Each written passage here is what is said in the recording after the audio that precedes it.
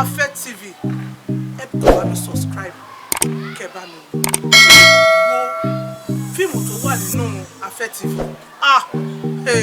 ẹ mọ̀ wípé ẹ ò sanwó nù ẹ mọ̀ pé ẹ fi owó ẹ fi jóná ẹ̀yin kan subscribe sínú ẹ̀ gbẹ̀ ẹ ṣe kí ni kẹ́ bẹ̀rẹ̀ sí bá wa wò lọ ojú tẹ máa wá fi wò lọ gan Ọlọ́run ò ní pé ojú náà lọ́wọ́ yín ẹ ṣe gan ẹ̀yin olólùfẹ́ Ìyá Ṣàkí ẹ ṣe kí ni.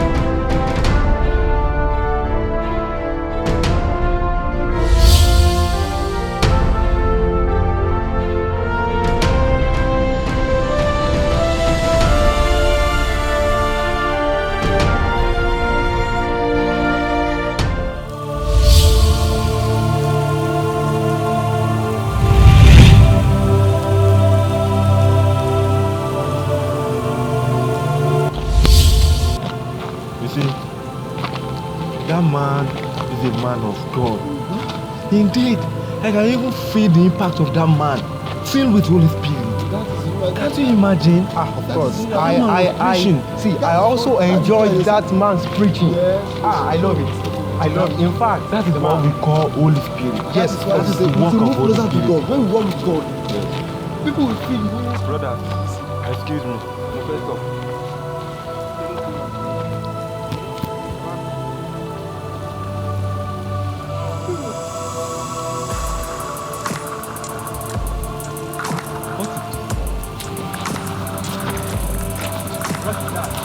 the bag? Brothers, there is a bag here. I found the bag. There is a bag here. What's it? What can be inside this bag? I don't know what could be inside this bag. Oh. I suggest maybe we should open this bag. Open it, Ken. Hey now, let's See if it is something dangerous inside see. it. We are covered by the blood of Jesus Christ, brother. Now with the blood of Jesus Christ, we are covered. Let's open it. Oh yeah, let's open it. Go deep. Let's open it. Yeah, Jesus. Yeah. See money. Money, oh. See money. Money. Yeah. Money. Yeah. Money. Money. See. Yeah. Let's go.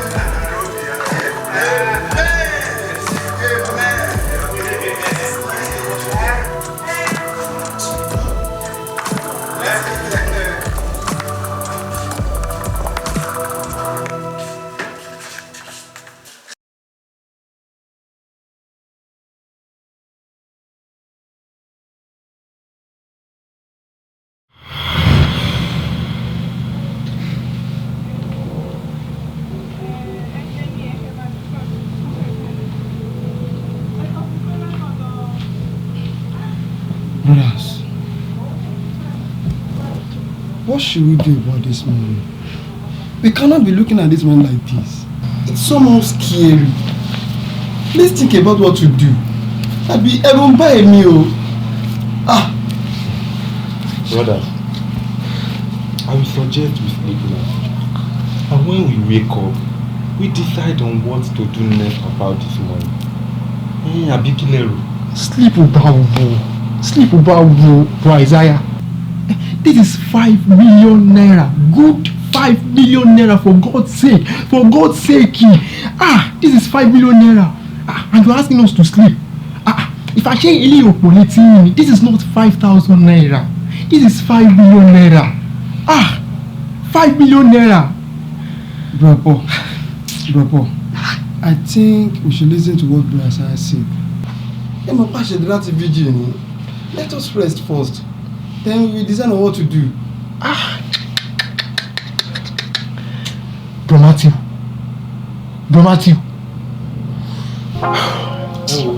Very soon.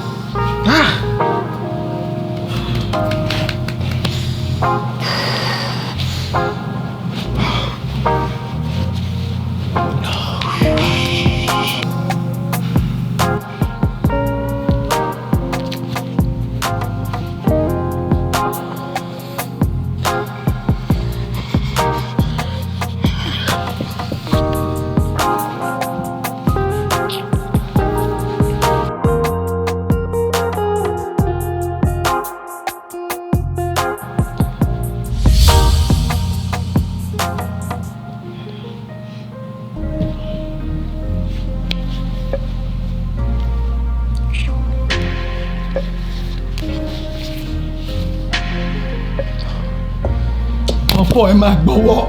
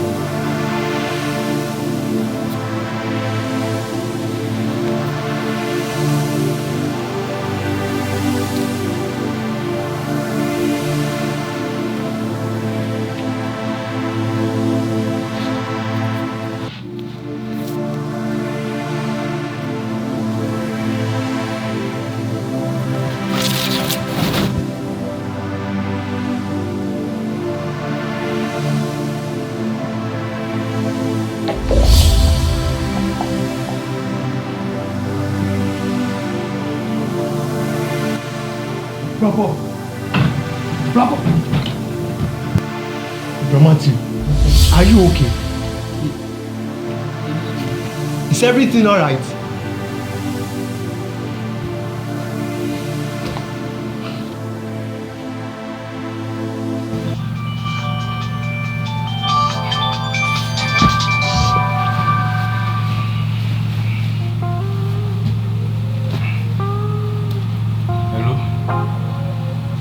Hello, mommy. Ẹ káàárọ̀. Báwo ni gbogbo lé mọ̀? Àdúpẹ́ mọ̀. Báwo lára dáàdì? Ìgbà wo ló fẹ́ ṣe operation yẹn fún ọ?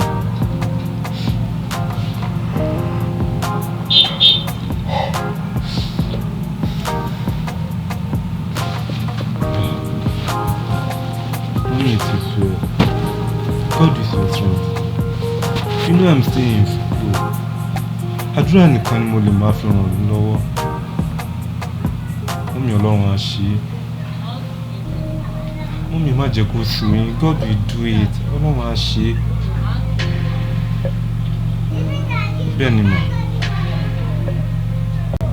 Okay mà. Ó dà o. Mọ́mì ẹ má ké o. Ẹ má ké mọ́. Mi ẹ má sunkún, tẹ́ bá sunkún sí ṣé kẹ́ fẹ́ kí mi náà máa sunkún ni. Ọlọ́run á ṣe é.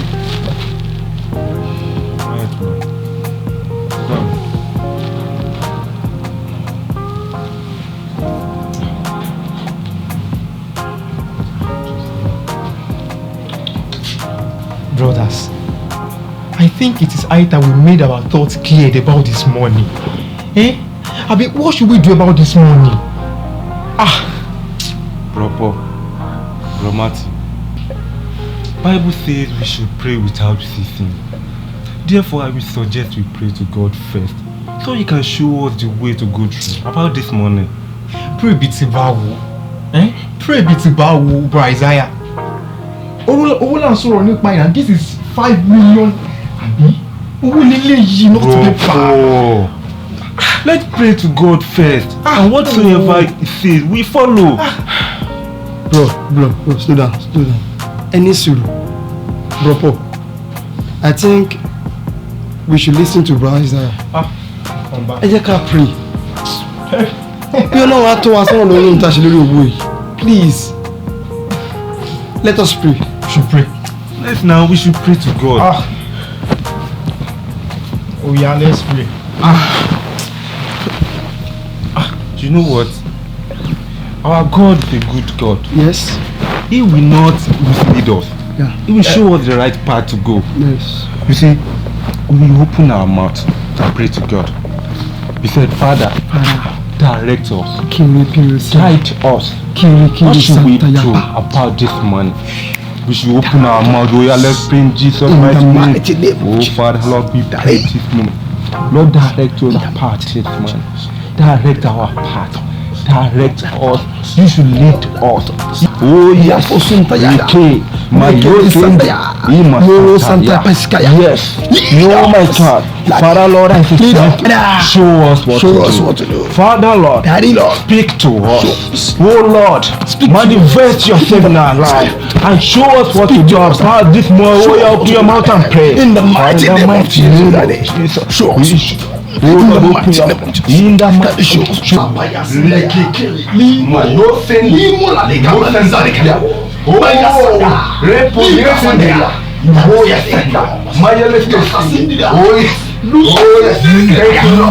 Thank you, Lord. Father,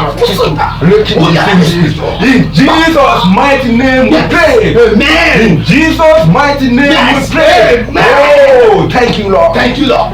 Baba, I thank you. Thank you, Jesus. Jesus, I thank you. Lord. Holy Spirit, thank you. Yes. Thank you, Lord. Jesus, thank you. Father, thank you. Yes. God, I thank you. Yes. Oh Lord, I thank you. Yes. Jesus, I thank you. Yes. What did it happen now? Guys, you should find the cool down. I want to say about you more. My baby, nobody did it. They want just one thing, they go learn lesson. Ọ̀pọ̀lọpọ̀ adé carry festy. Èmi dàgbòrú. Àwọn bọ́gà tó fẹ́ fi mí pàṣà. Sex tape lè báyé mi jẹ́. Ìgbádùn kékeré yẹn. Now who never focus in the air. Tiwa lọmọ tó ń sọ. To take your money to move na lọ. Ṣé ìwé ni kò tẹ̀mí ní pé kò ṣáàtì fún mi lówó? Ó lè kí lọ ṣògùn owó ni. Wọ́n bí o ti ń pẹ́ jù. Ogún owó gan-an náà ni mo fẹ́ kó lọ ṣe. Nínú ọjọ́ orí ẹ̀yẹ. Bọ́lájì, tèmi ló gbé wá kámọ́lé. Àjọ ló kúrin lẹ́yìn rẹ̀. Gbàgbé tó kọ́ ọkọ mi. Olú ní kí wọ́n nìyẹn. Cash. Take cash. For your life. Info about him, my baby, you confirm man. You confirm it, man. I dey work with you, man. I'm only back for no more. Go see him, go see him.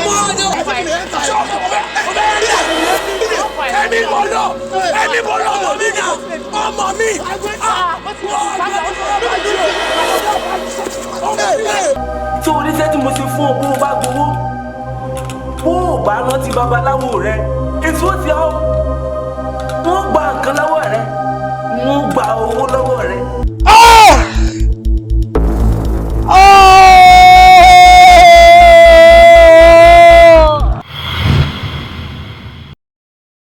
I say thank you, Father. I say thank you, Isaiah. This one, thank you, Jesus, is getting too much that I can't bear. Just tell us what God has told you. You don't know to buy a soul. Brothers, you see, if I tell you what God has told me, in fact, you will praise the Lord, my brother. We Christians in this Christendom, we should always pray for the spirit of contentment. You see, Jesus the world. Jesus the world. Isaiah, we are asking you what God has told you, and you begin to tell us story. Tell us, kí lọ́lọ́run ti bá yín sọ. Kí lọ́lọ́run ti bá yín sọ, please tell us what God has told you. Okay. Please tell us. Okay. Okay. Brother. Okay. You see, what God has told me was that we should return this money. Yeah! Which money? This money, nigga. This one. Isaiah, you must be joking. In fact, if it is a joke, it is better you stop it now. Share why you want. Bro, calm down. Isaiah, are you saying we should take this money to police station or where we pick it? Because I don't understand you. Go. This is our money. This is God's miracle. This is not our money. We did not work for this. It is not for us. Let us return it back to the police station, please. Because Bible says, love not the world, neither things in world. Because for he that loves the world, the love of Father is not in him. Isaiah, we should return this money back to this police station. When my own God said we should share this money and spend it. Yeah. That is a lie. Brother, that is a lie. Is that what the Bible says? Forget what the Bible say. Forget what the Bible say. What is it to know? See, God said we are chosen to eat the fruit of the unbelievers. This is the blessing from God. This is our own money. Brother Paul. Have you forgotten what the Bible said? The Bible says, bí àwọn bá sì ní oúnjẹ àti aṣọ, wọn yìí yóò tó wa lọ. What? Yeah, go and show me where you can find it in the Bible. Go and show me. This is the Bible. Yeah, show me. Check out Bible. Brother Paul. Let's have no gotten into this now. Okay, let me show you. I will show you where the Bible is. Hello, brothers, don't kiss me. Enough of this argument.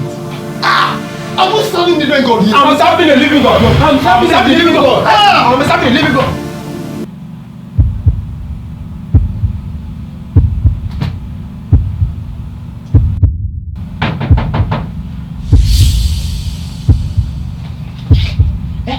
Where are you going? To open the door. What do you want to do? To let everybody know that we have money inside. This is matter of you don't know, maybe the owner has the door now. Let me go and open the door. Brother, I should have you. What is can you go?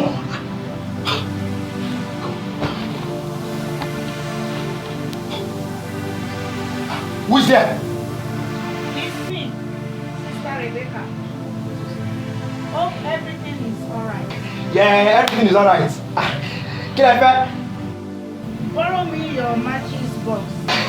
Okay. I'm back.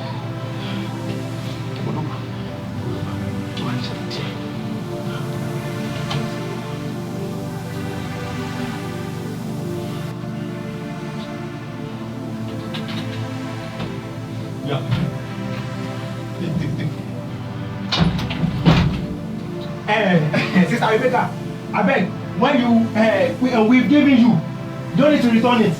Chantigo,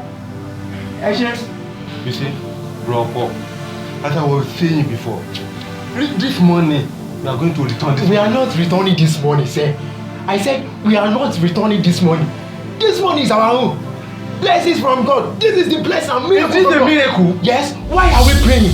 We've been in the night vigil last night till this morning, and you are telling me that this money is not for us. God has provided this money for us. Brother, we are praying for God to speak to us, to do a miracle thing in our life. This is a miracle. This is not a miracle. What is this? Tell me, what is this? No, tell me, what is this? This is a miracle. Are you the one that work for this man? Yes, of course. Why did you pray? Where did you work? Why did you pray? Where did you work? Prayer is also a work. Prayer is also a work, brother. We pray for this money. Who is that? Who is this again? It's me again, Sister Rebecca. What do you want? I want salt. Go see Annie. Do you have oil? Go see. Give the gun. Okay, sorry. no matter what you say, no matter anything the two of you say, you see my brother. Oh God! That is not me. What is that? What? Please, gas. Ah! Sister Rebecca! Sister Rebecca! Sister Rebecca! Sister Rebecca! Annie, go sit down. Ah!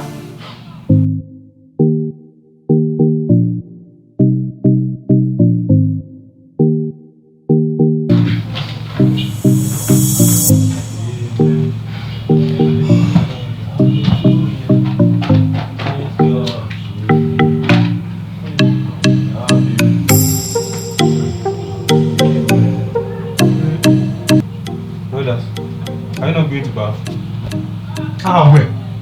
Where? Kí ló dé? Where? Romantic, what about you? After you. Yes. No point anywhere. Kí ló dé mo ní yóò wẹ̀? Yeah, In fact, that one fair way. You can go, fine, you can go. That's all. Because Kí ló of dé? this money, Abi. Owó ni o, owó ni. In fact, lẹ́yìn owó tún ni. I'm going to bath.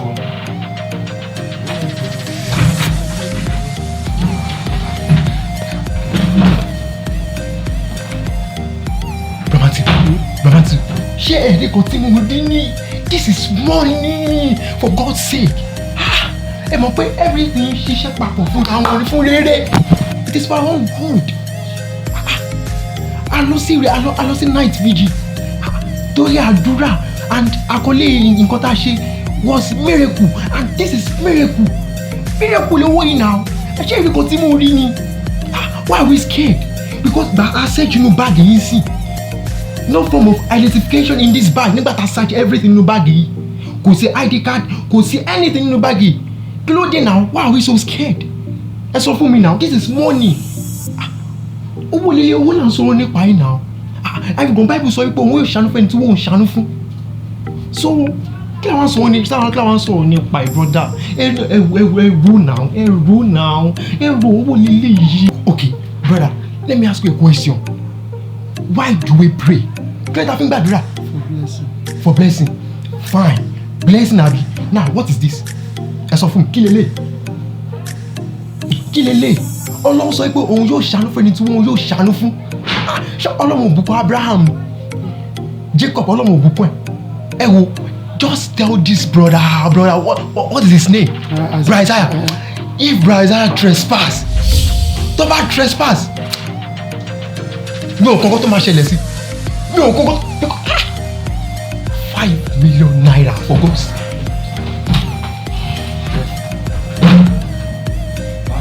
Oh, it's good to bath.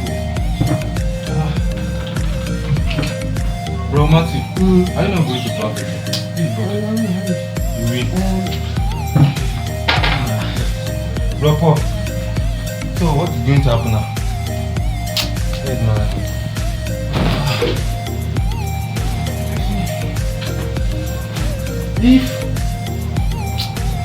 If you are still thinking about this money, bro, Pop, what you have, you should remove your mind on this because I will return this money.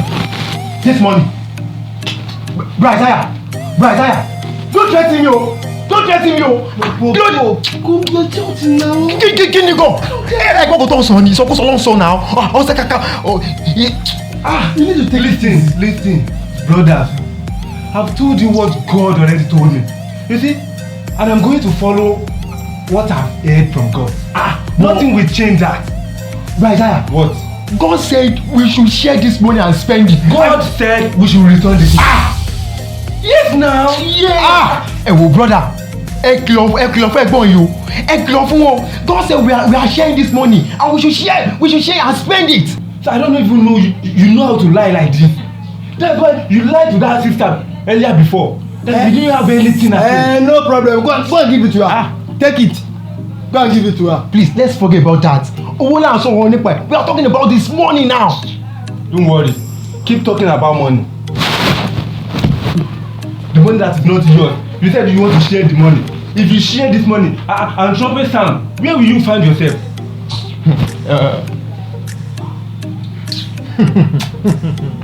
Come on, don't share money. Share money. When God said we should return the money. God said this money is our own. This is our own money. This is our own money. I'm going to buy food now. I'm not going to eat. Brother, can you help me buy food when you come, please? Please, I want food. Are you not going? Hello? Brother, I'm not leaving this money until we find solution to this money. I can't leave this money here. Bro, Paul, calm down. Brother, I think it's not polite for everyone of us to go there now. You can go and buy it for us.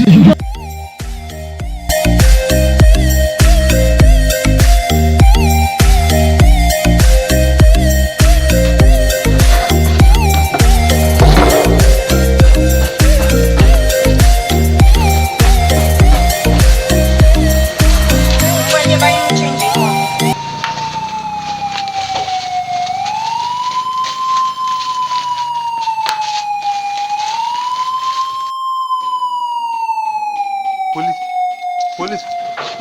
Ẹ̀gbọ́n change yín. Ẹ̀gbọ́n change ni. Change yín. Police.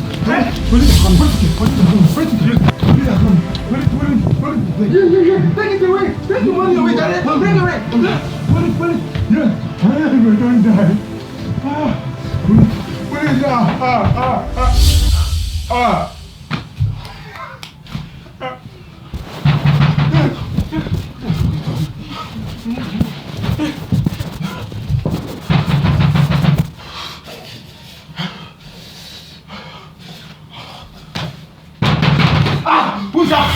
Who's that? It's me, Huh? Who? Sister Tola. Sister Tola. Yes. What do you want? Sorry, I'm just here to inform you that error in your money. Sister Tola tún lè rọrẹ ṣe pẹ̀lẹ́ fẹ́ pa wá ní. Do you want to kill us? Mommy, ẹ má lọ. Mommy. Brother, mo ti tọ̀. Ẹ wò tọ̀ lára mi. Sister Tola pa mí. Àgbàlagbà tọ̀ sára. Mo ti kú.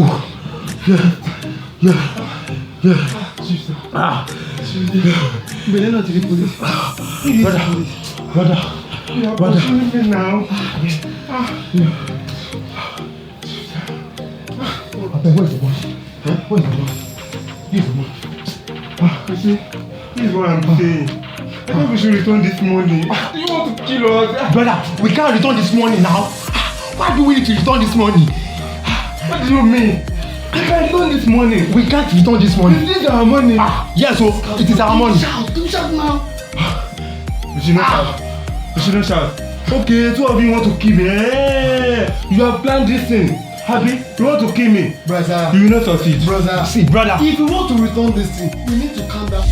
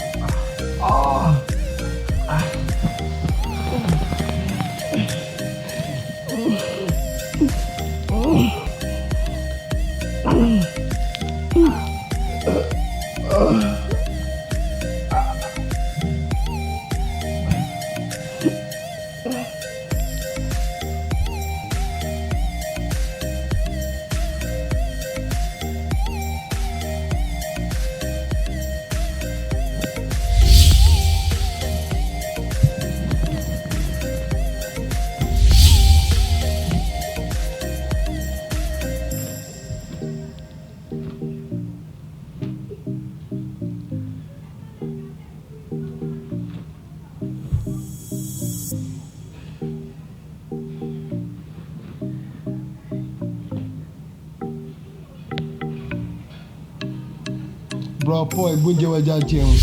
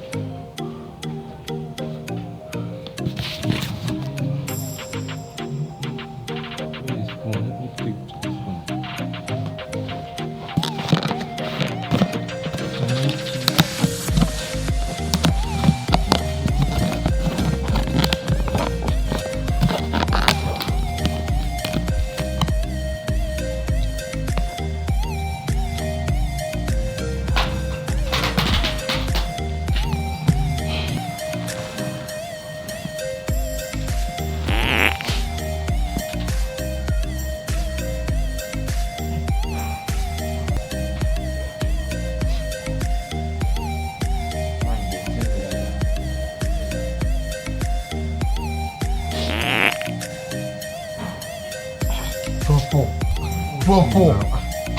Hey, the toilet now. See, Abi, see, me, I can't go to the toilet now. I can't go to the toilet now.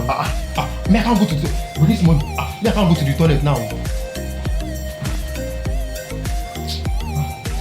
Bro, Paul, what's this now? Okay, sorry, brothers. Okay, please, move your head. Let's toilet. To the toilet, okay? In the toilet. Pẹ̀lú see, I can't go anywhere.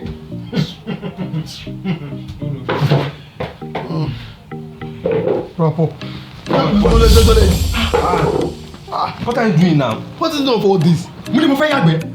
Let's go to the toilet. I can't go to the toilet. This morning now. Pẹ̀lú rárá mi ò toilet. Mi ò toilet. Mi ò lọ sí toilet. Ibi tí màá wà lélẹ̀. Ibi tí màá wà lélẹ̀. Pẹ̀lú owó. Rárá, I can't go to the toilet. I can't go to the toilet. I can't go to the toilet. Ropo. Ẹ má jà pọ̀ Don't nínú. Oh God. Brother, if we have to go to the toilet, please, this money must follow. This money must follow us. Must we?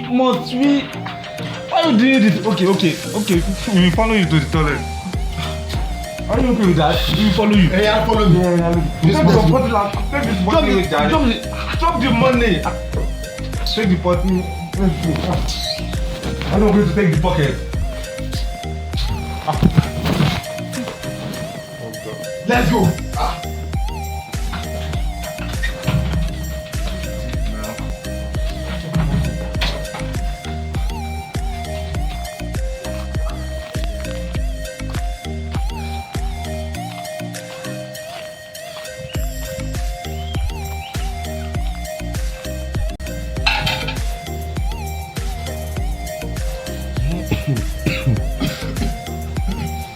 Brother, please, mi ò tiẹ̀ gbé ìbò mọ́ báyìí, mi ò gbé ìbò mọ́, pressure ti wà, ẹ má sọ mi di lazy youth now, ẹ má sọ mi di lazy youth, this is money.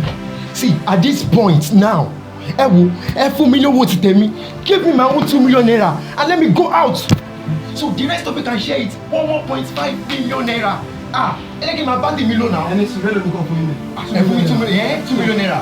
Àwọn tó nìkan fún pọ̀ntà yìí. Mi ò mọ̀. Ṣe fẹ́ gbótọ̀. Tó bá jẹ́ nípa tówó yìí ni, bẹ́ẹ̀ ṣé ni ikú. A lè ṣe owó yìí kọ́, ìtàlódé gbàjú ni màá ti. Nínú gbogbo ìtàlódé gbàjú. Ṣé fẹ́ gbọ́? Brọ́pọ̀, ẹ fi ti àgbà síbi kan nípa tówó yìí, bẹ́ẹ̀ ṣé ni ikú ọ̀lì. Nígbà tí ìbá 2 million, báwo ni ká ṣe pín 3 million tó kù? Mi ò fẹ́ mọ̀ o. This money, it is mine. I'm taking 2 million out of this money. Brọ́pọ̀, Yes. máa wojú yín. Máa wojú yín lórí owó yìí. Ọlọ́ọ̀bá máa wojú yín. Ẹ wo bí. Hey, brother. Why are you shouting now? Is it because of this money? You see, this money you are looking at. Mo máa dá owó yìí padà. Brother, you must be joking. Brazil, mo ṣe rí pé ẹ ní ọpọlọ kankan. Ní gbogbo ọwọ́ gan, Àìdáyà, ó kì í ṣe ọmọ gidi tó fi sílẹ̀. Èníyè lẹ́nìí ni mo ti pè. Pé dáàdi wà lọ́sibítù. Wọ́n ní 700,000 láti fi ṣe operation fún wọn. Yes, just go. And we are talking about 5 million naira here. Kí ẹgbẹ́ 1 million naira nù ẹ̀ kọ́yọ́ 700,000 fi dáàdi náà ṣe. Ó pè ẹ wọ́n sọ pé bẹ́ẹ̀ dáná padà. Very athlete. Ẹgbẹ́ athlete gidi. Sọ́bí o ò gbádùn òṣì ọmọ. Kọ́lá jẹ́ kó rọ́mọ tọ́jú ẹ ni o. mi lè pè lórúkọ. Yes! Because of money. Yes! See, brother, ọwọ́ àti pẹ́ lórúkọ because gbogbo lọ́lẹ́sì òṣì látàrọ yìí. Wo tó bá play trespass wo wà á rí Yéṣu sí. So bromatic, ṣe yín náà fẹ́ pinnu owó ìyá mi. A ti pín kì í ṣe pé mo fẹ́ a ti pín tán. You see, owó yìí máa dá padà. Èmi ni mo rí, máa ti dá padà. Onímọ̀ oya wá gbé wò yìí. You see, báyìí gan jẹ́ kó yé wa. Wípé owó ni gbòǹgbò ẹ̀ṣẹ̀. Bíbí lọ́rùn jẹ́ pé owó ni kẹ̀kẹ́ yìí rere. I know. This is devil. Someone will try it. See, brother, every devil every tó wà. Ẹ jẹ́ ká máa ṣe tó wáyé mi. Ẹnì kan kélé ni máa nú ẹni pa. Máa nú ẹnì kan pa lẹ́nu. Máa dá owó ìpadà. Where you going to? Ṣé fẹ́ náà mi ni? Ó yá gbowó. No, bro, Paul, ṣé fẹ́ náà mi ni? Sí, agogo. Máa nù ẹ blue black. You cannot beat me. I will be beat you. You cannot beat me. You can never beat me.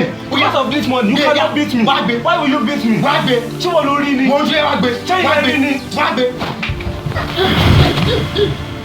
Bro, Paul. You slapped me. Bro, Paul, you slapped me. Bro, Paul. I'm sorry. I'm sorry. Bro, Paul, because of money, you slapped me. See, I'm sorry. I'm sorry. Why are you sorry? Sorry. Brother, ẹ má bẹ̀rù.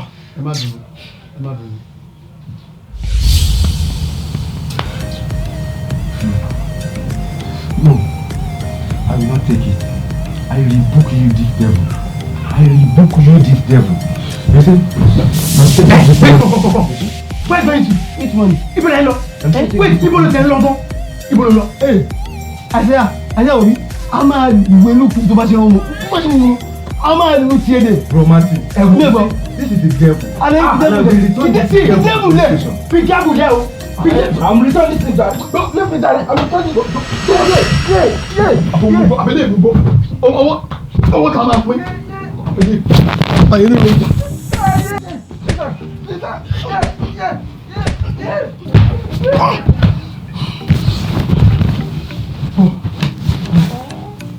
Láìla, abẹ́ kúrẹ́.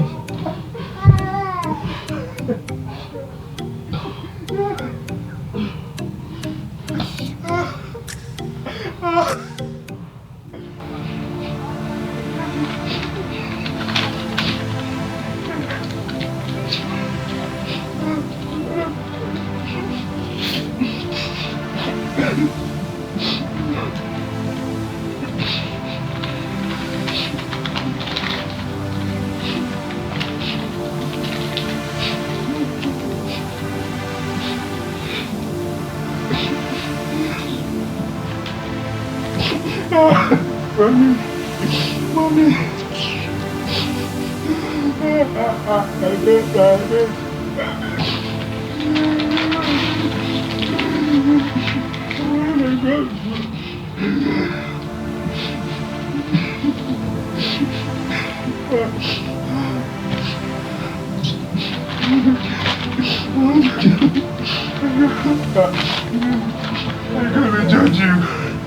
I'm gonna judge you.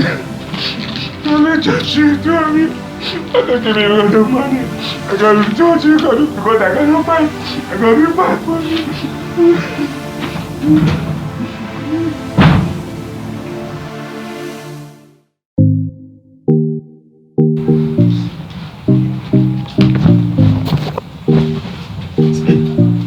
You are going to share this. I am 5.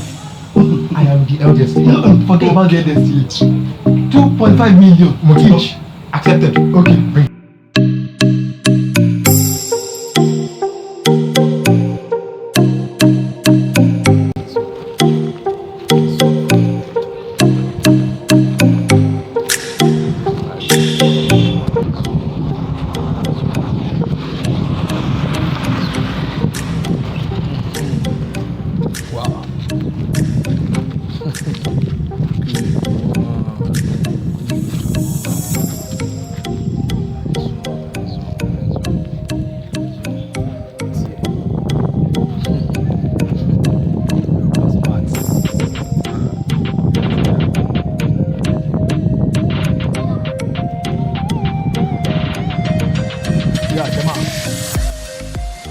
Yeah, waiting up. I don't track them. We track one down. But why you laying sin? Why you laying? Yeah. Bami, my father that's dressing sense. Mark pé ó ti yé má yẹ change kini má yẹ change location mo lọ́wọ́. I trust you boss, I trust you. Ó ti yé afford the sense. Ó ti kàgbákò. Ẹ ti dààmú.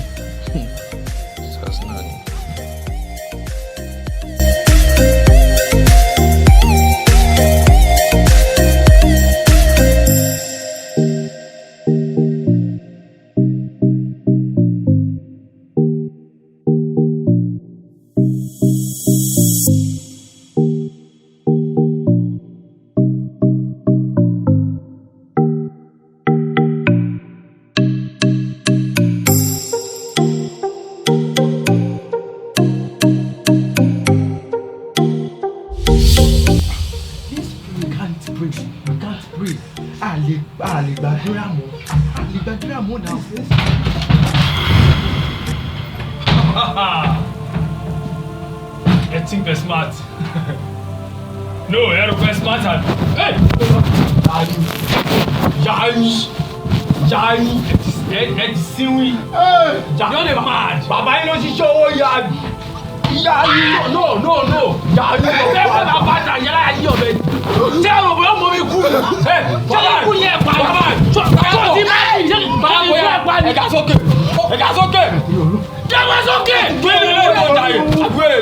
Kí ló fẹ́ ṣe ya yẹn?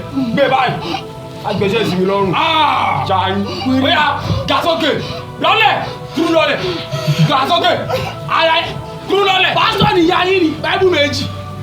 Èló lẹ ti yọ ọ́nú ẹ̀. Èló lẹ ti yọ ọ́nú ẹ̀. Èló lẹ ti yọ. Ikú pààyà yín lẹ́nu. Yóò dà fún. Èló lẹ ti yọ ọ́nú ẹ̀. Èló lẹ ti yọ.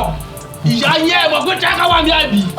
Ẹ̀yin mọ̀ pé jáká wà ní ẹ̀rọ àgọ́ mi tí. Ọ̀ya bẹ̀rẹ̀ gbé. Ṣé ìyá ń ṣe? Pápá ni o. Orí mi kú. Ilẹ̀.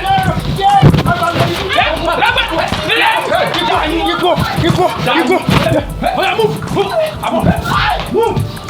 Ojú ẹ̀ di bàjẹ́. Tó o bá gbé ẹ̀yìn àti máa kún jà ẹ̀ pa. Àbáyín lọ́lọ́ wà dà ẹ̀rọ báyín ló ṣiṣẹ́ ẹ̀yẹ iṣẹ́ owó síbẹ̀. Kò ní sá fún yín. Follow.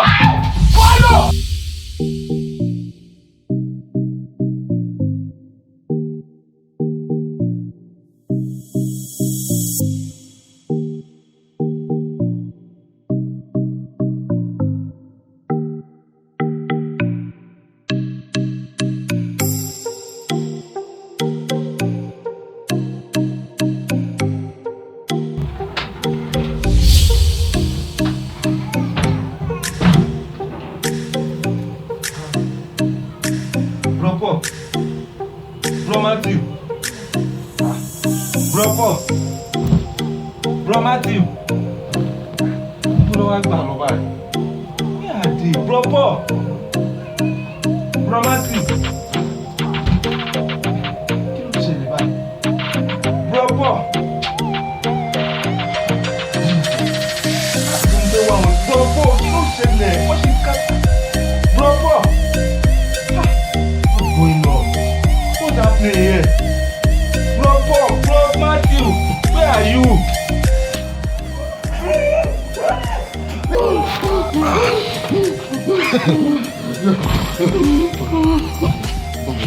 Ìyá yín so ẹ rò pé smart àbí? No, lójú ara yẹn rò pé smart. Ẹ lè sábúṣàdó yín. Kí ló ń ṣe fún iṣẹ́ mad? Ẹ ti bí pẹ̀lú ìgbò ẹ máa gbé. Ẹ ti já wèrè. Ẹ ti yọ calculator tí owó lọ́wọ́. Bàbá yín, ìjà yín, ẹ̀ ní ṣerú ẹ̀ mọ̀. Gbé òkè. Boss. Okay.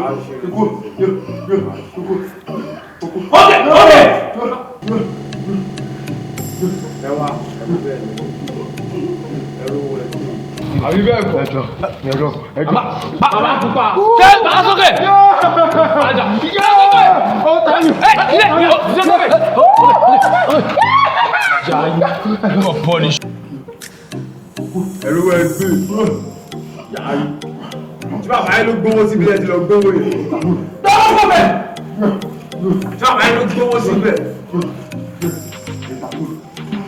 ẹ má ṣe kí ni ẹ máa mọ́ láti wọ́n máa fi bìsà.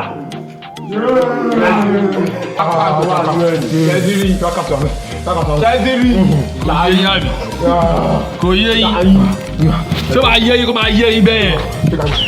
Ẹ kí ló sọ? O fẹ́ gbé lẹ̀. Ẹ dákun. Ẹ wá kí ni bíbélì yìí sọ? Ẹ adé mi pé wọ́n fọwọ́ lọ jáde. Owó ni kí ni? Owó ni gbogbo ẹ̀jẹ̀ ẹ̀sìn jẹ́sẹ̀ lọ́wọ́ wọn. Kí ni bíbélì yìí tún sọ? Bíbélì yìí ní ẹ̀gbọ́dọ̀ jáde ẹ̀sìn jẹ́sẹ̀ lọ́wọ́ kú. Kí ni bíbélì yìí tún sọ? Ẹ mọ bíbélì kan àbí? Wọ́n kúkú rà fẹ́ òun ta yé. Ẹ̀dọ́rùn lè.